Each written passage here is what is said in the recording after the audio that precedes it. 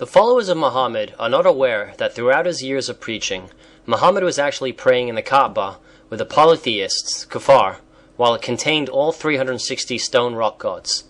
Why did he do so and still claim to be a monotheist? First and foremost, our listeners must be made aware of the following facts that most of the media, Muhammadan Muslims, their apologists and academicians, either deliberately or very stupidly, do not bring to the attention of the public. That the immense majority of the followers of Muhammad are either Arabic ignoramus, illiterate, or have not actually studied the Quran.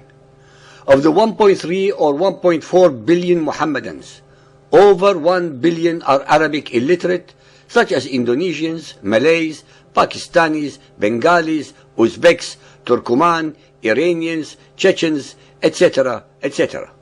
Of the remaining 300 millions or so, although they are of Arabic background, over 70% are illiterate also.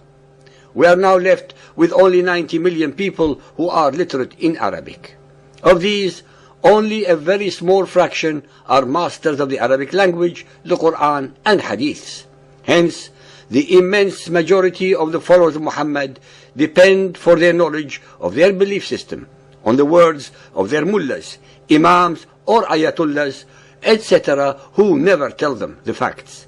Moreover, the followers of Muhammad are discouraged by the Quran and by their leaders from using their intellectual initiative to question anything about the Quran, since it is allegedly the very words of Allah that have not been altered for the last 1400 years. During the last 1400 years, any and all those who did question the Quran were either slaughtered, exiled, or terrorized into silence.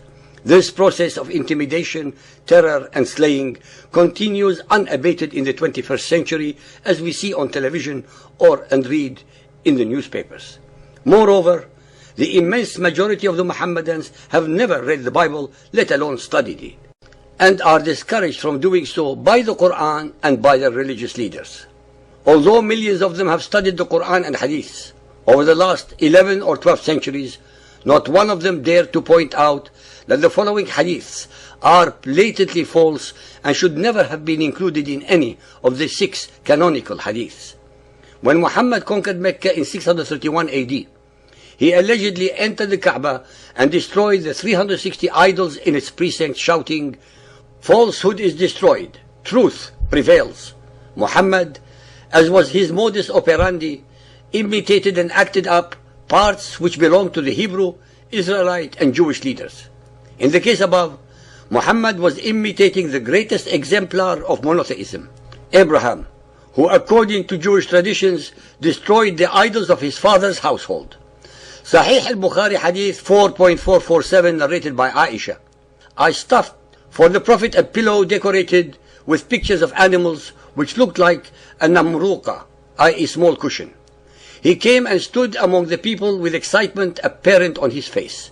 I said, "O Allah's Apostle, what is wrong?" He said, "What is this pillow?"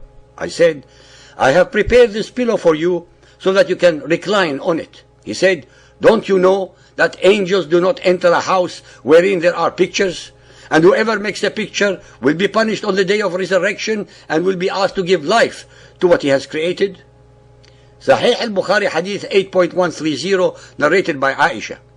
The Prophet entered upon me while there was a curtain having pictures of animals in the house. His face got red with anger, and then he got hold of the curtain and tore it to pieces. The Prophet said, "Such people as paint these pictures will receive the severest punishment on the day of resurrection." Al-Tirmidhi Hadith 6182 narrated by Aisha. Gabriel brought a picture of her on a piece of green silk to Allah's Messenger and said, "This is your wife in this world and the next." Muhammad forbade any human or animal representations whatsoever in emulation of the Torah prohibitions as mandated in Exodus 20.4. "You shall not make yourself a carved image, nor any likeness which is in the heavens above, or on the earth below, or in the waters beneath the earth." Muhammad, who went into paroxysms of rage and disgust at seeing pictures of humans or animals, but was not the least perturbed when a sexual fantasy picture of his child bride-to-be was shown to him. Sahih al-Bukhari 5.584, narrated by Ibn Abbas.